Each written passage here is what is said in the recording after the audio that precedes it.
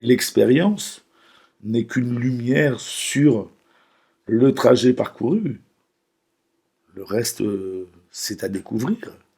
Et celui à qui on transmet, c'est à lui de chercher dans les ténèbres. C'est pas celui qui enseigne qui va voir dans les ténèbres. On n'est pas maître du futur.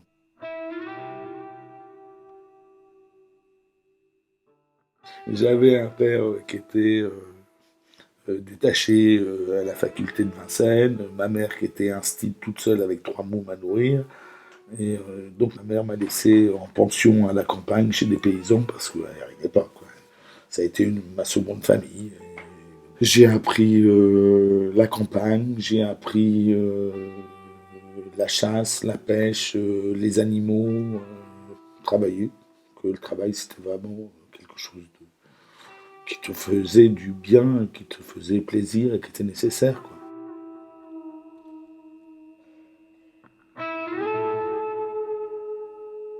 À la fois, j'étais un enfant de la campagne et d'un autre côté, je pouvais passer ma journée à faire les vendanges et lire André Breton la nuit avec une bougie. Mon enfance.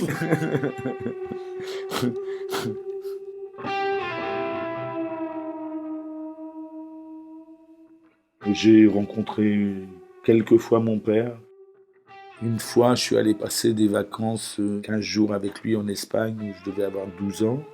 Après, je l'ai rencontré une fois à Paris quand j'avais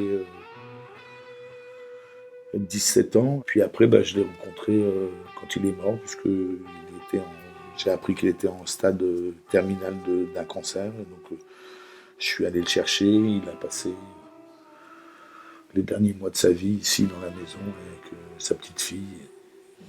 Pour, voilà. L'histoire avec mon père, c'est pas beaucoup. Et je l'ai rasé pour qu'il aille mourir. Parce qu'il allait voir ses anciennes maîtresses et il voulait être propre.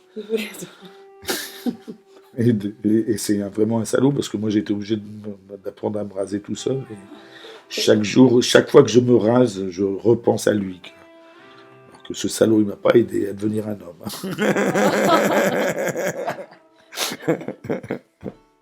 On est tous une somme de petites histoires.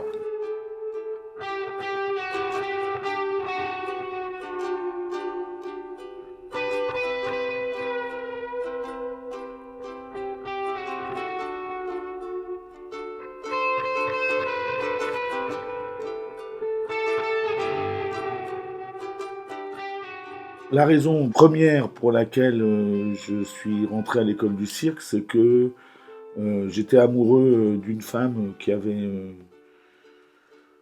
je sais plus, une quinzaine d'années de plus que moi et qui, sans être pianiste, jouait du piano dans un bar. Et je me suis dit, tiens, je vais aller apprendre l'acrobatie pour pouvoir faire de l'acrobatie sur les tables. Je faisais plus que ça. Je prenais des cours à l'école du cirque. Je prenais tous les cours que je pouvais prendre et j'allais reprendre des cours le soir. J'étais passionné de l'acrobatie et je voulais vraiment y arriver. Moi qui étais en rupture avec toute autorité, la première fois que tu arrives à un cours d'acrobatie et que tu te dis tiens, je vais fumer un pétard parce que je vais me sentir mieux, tu comprends ta douleur et tu te dis non, non, ça va pas ensemble, c'est fini ça.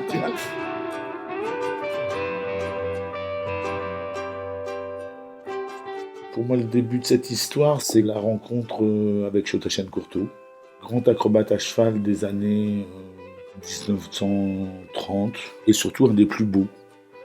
Il m'avait dit est-ce que ça t'intéresserait de faire de la voltige à cheval? Je dis bah oui, pourquoi pas. Et puis moi, dans mon idée, la voltige, c'était l'affirmation du peuple vis-à-vis de l'aristocratie. Les garçons de ferme faisaient de la voltige. C'était le contraire de l'aristocratie, le cheval de haute école. Et puis il y avait ce cheval qui avait une belle gueule, qui n'avait pas d'arrière-main. Il était généreux, on pouvait faire des voltiges avec. Je me suis retrouvé en face de ce cheval.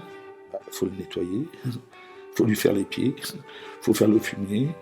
Donc je me suis occupé du cheval et je pense que c'est là que celui qui allait devenir mon professeur, mon premier professeur, a été séduit, quoi.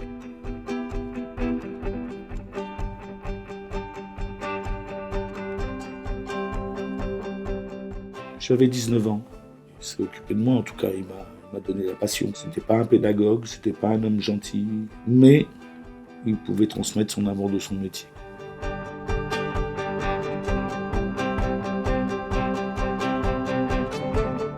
Un cirque, c'est mettre sur la route des gens, des animaux, des tentes, le vent, la pluie, le froid. C'est comment on additionne tous les risques pour se faire plaisir. On navigue dans toute la société. C'est des métiers où on est reçu par les rois le soir et on démonte le chapiteau le matin avec les clochards.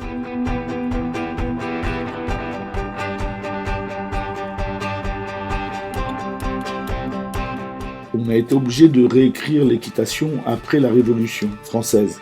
On a décapité quelques nobles, mais on a surtout tué tous les chevaux qui symbolisaient la noblesse. Donc on a perdu en France la race ibérique qui était la race des rois. Parce que dans les révolutions, on tue plus les symboles que vraiment les responsables. Les pauvres chevaux, ils y étaient pour rien.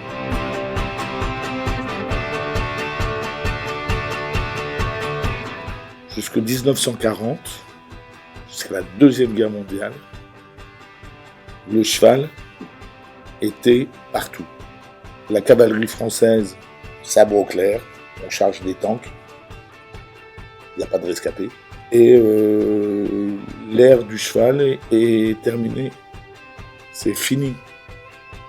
Le cheval devient un objet ou de loisir ou de viande. Il n'est plus l'outil de travail de l'homme. Là maintenant, ok, on est tous gentils avec les chevaux. Il n'y a plus un cheval entier dans une écurie, nulle part. On leur coupe les couilles avant de les travailler. La barbarie des gens gentils. Peace and love, on adore les animaux, on les castre. On pourrait aussi castrer un peu les gens, ce seraient des meilleurs ouvriers. De toute façon, on les castre dans leur tête avec la télé et la consommation. Est-ce qu'on fout dans la bouffe? Est-ce qu'on leur impose pour leurs enfants? On a changé de structure, mais on est toujours à l'esclavage. Hein. Ça n'a pas changé. La domination et la guerre comme solution, et la misère, et de la haine et de la souffrance pour que d'autres s'enrichissent, ça n'a pas changé. Puisqu'on fabrique des nouveaux cons, on fabrique des Daesh, on fabrique des Le Pen, on fabrique des Trump, et ça remarche et ça refonctionne. Malgré tout, ça ne veut pas dire qu'il n'y a pas un certain nombre d'artistes, d'intellectuels, d'écrivains, etc., cultivés, prêts à transmettre, à se battre.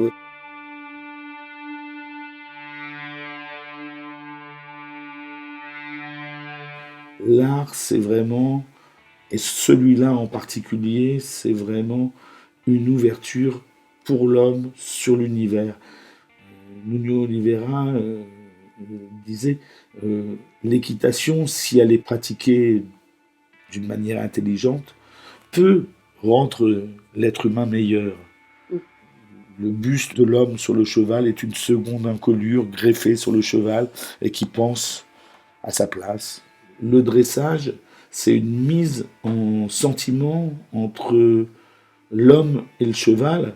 Le cheval est danseur et acrobate et on doit aller le plus loin possible et l'un et l'autre et l'un avec l'autre.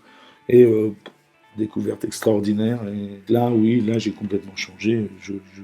J'avoue, j'ai compris à quel point j'étais con quand j'avais 20 ans et que je m'arrêtais sur le côté politique de ce que représentait l'équitation par rapport au peuple qui a tué les chevaux en 1789. Ben oui, c'était une erreur, oui, c'était une connerie. Oui, j'ai compris grâce à cet homme que tout ce qui est artistique n'est jamais une connerie. Ça ne peut pas. Ça ne peut pas. C'est l'expression de l'être humain et de son envie de devenir plus beau et plus fort. Quoi. Enfin, plus fort, non. Plus intelligent, surtout.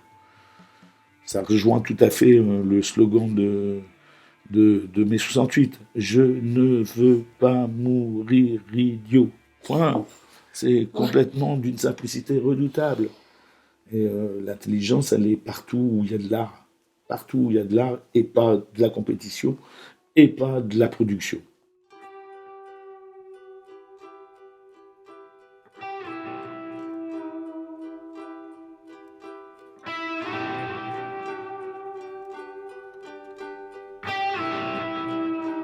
l'incertitude est quand même la chance de rester disponible à découvrir et se rendre compte peut-être qu'on a eu tort toute sa vie sur une idée précise. De toute façon, on a eu tort toute notre vie sur des idées précises, c'est sûr.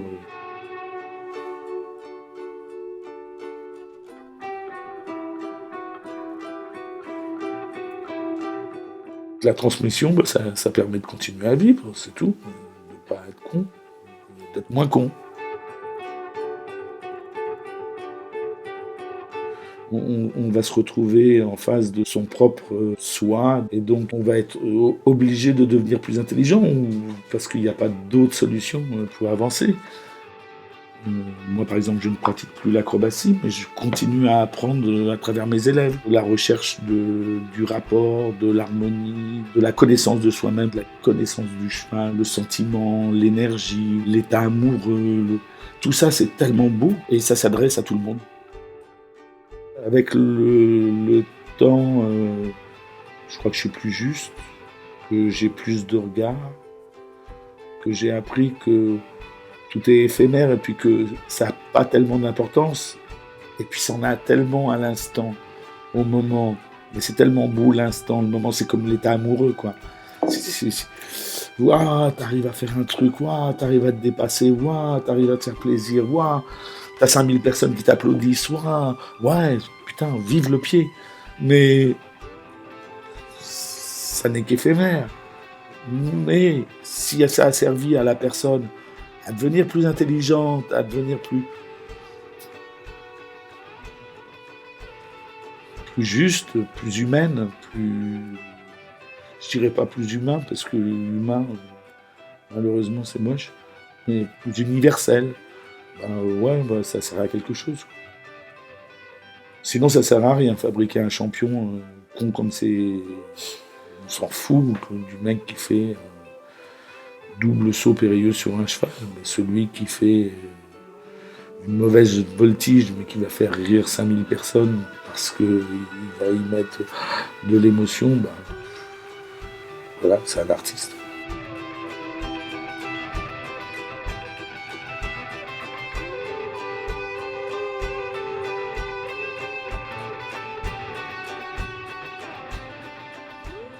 L'harmonie entre le voltigeur et le cheval était plus importante que l'exploit du voltigeur sur le cheval, et plus importante que la performance du cheval techniquement, puisque c'est cette harmonie des deux qui est formidable.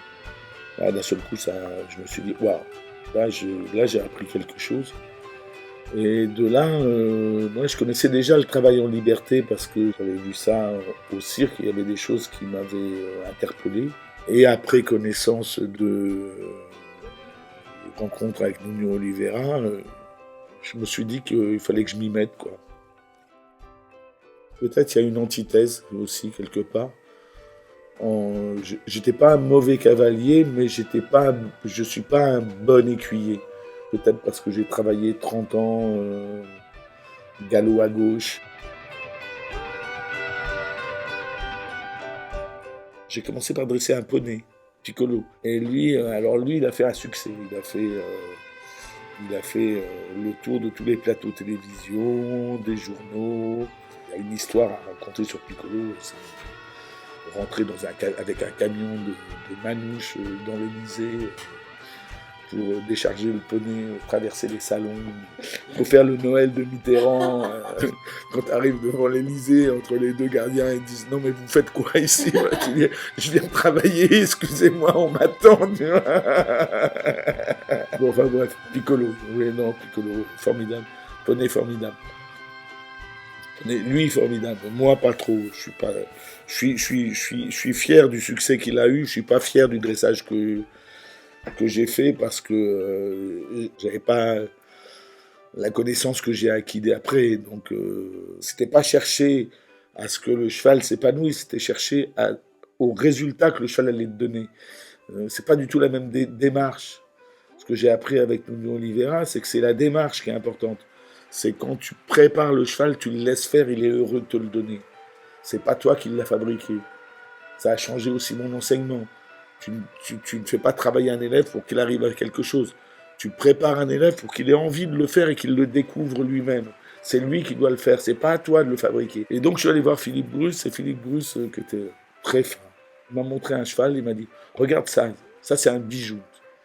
Il m'a montré un pur sang arabe et j'ai dit « Ah ouais, bon, j'ai pas le moyen de m'en payer 6, mais je suis allé voir l'éleveur, j'ai dit j'ai pas beaucoup d'argent, mais c'est ça que je veux. Donc j'ai les moyens d'en acheter un, et donc j'ai acheté ça, j'ai dressé ça. Et puis j'ai commencé à travailler avec ça, puis j'ai acheté ses 2 frères, Diabolo, Chéri, et puis j'ai commencé à travailler les 3 chevaux ensemble. Puis après j'ai acheté les 3 autres petits frères, puis je les ai travaillés à 6. Puis voilà, et puis c'était formidable, c'était très très agréable, c'était un grand grand grand bonheur. Si je ne refais pas ça, c'est parce que je n'en ai pas les moyens, mais sinon, tu penses bien que je continuerai à faire ça tous les jours, avec un plaisir, 25 ans de vie, avec 6 étalons, waouh, ouais, il y en a des histoires. Bah, Chéri, comme son nom l'indique, c'était un amour, c'était un cheval. Et puis on était très proches, mais les rapports avec les chevaux, des fois c'est des rapports tellement fins. Il avait peur de rien. Il me faisait confiance, non? Ça a été très triste. Et il est mort d'une allergie sur un antibiotique, un cas sur 1 million, mais ça te tombe dessus, t'es mort. Fin de Chéri. Ouais. Bah, ça m'a expliqué que de toute façon les autres ils partiraient aussi. Il en reste un. Mais il est vieux. Hein.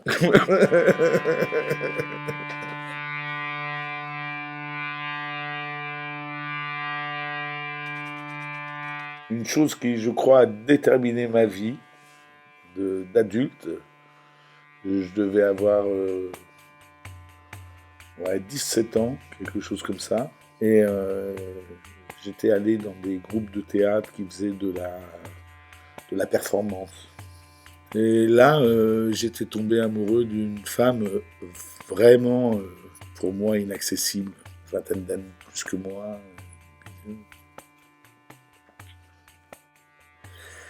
Et je connaissais des gens qui m'ont proposé de descendre au Cap Horn. Ça se faisait à l'époque. L'aventure m'intéressait. Puis j'ai dit, bah écoutez, je vous donne la réponse dans 48 heures. Et je me suis dit, bah tant qu'à faire, j'essaye. Je savais où dormait cette dame et j'ai escaladé le mur, je suis monté sur son balcon, je suis rentré dans sa chambre et je me suis couché avec elle. Je suis resté 15 ans avec elle. Donc je suis pas allé au Cap Horn.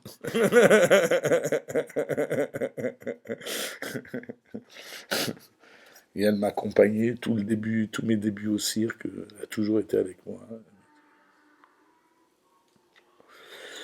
Et on s'est séparés 15 ans après.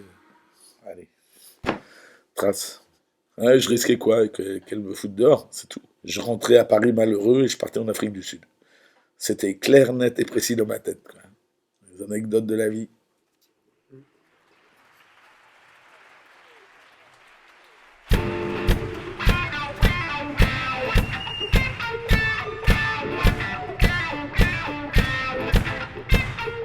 Mais artiste, grand artiste, pas grand artiste, quand quelqu'un vient te dire qu'il t'aime, ça te fait plaisir, quoi. Et il faut oser. Il faut oser dire aux gens qu'on les aime parce que ça leur fait plaisir. Faut pas avoir de modestie mal placée à ce niveau-là.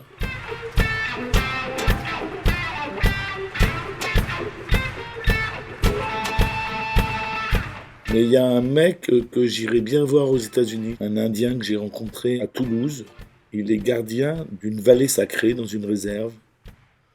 Il a un troupeau de chevaux en liberté. Et après, tout dépend de la femme. Coupé.